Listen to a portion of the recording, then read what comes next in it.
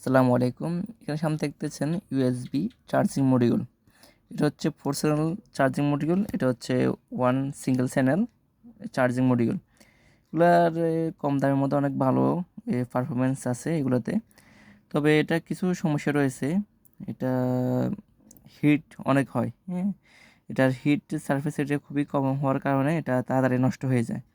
তো প্রোটোকল অনেকগুলো সাপোর্ট করে, সেম যে এরকম প্রোটোকল সাপোর্ট করে এটাতে সেম এগুলোতেও সাপোর্ট করে।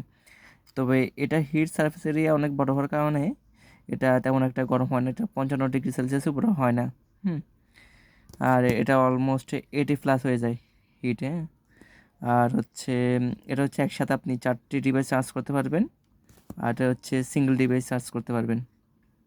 তবে এটার এই মসফেটটা কিছুটা বড় দেখেন, এবং আইসি অলমোস্ট সেম, মানে সকল কিছু অলমোস্ট সেম।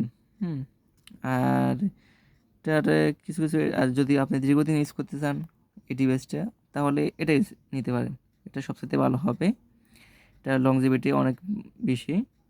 তবে এটার রিভিউ খুবই কম আছে অনলাইনে। তবে এটা ভালো কোয়ালিটি একটা সার্কিট। এটা দুইভাবে আপনি এটার লাইন দিতে পারেন।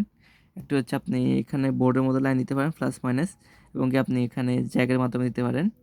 এটা হচ্ছে আপনার ফিমেল জ্যাক। আপনি এরকম এরকম লাইন দিতে পারেন। আমি এখানে আপনাদেরকে লাইন দিয়ে দেখাই।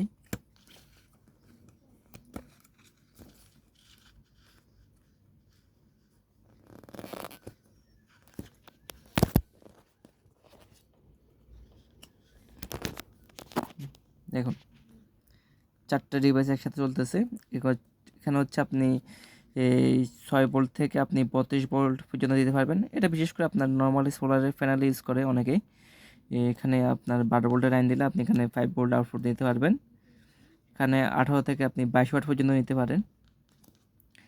এটা আমি অনেকবার নিয়েছি এটা, কিন্তু এটার আপনার হিটের কারণে এটা অনেকবার নষ্ট হয়েছে এটা। তাই সর্বশেষ আপনি এটা নিলাম। আপনারা এটা নিতে পারেন।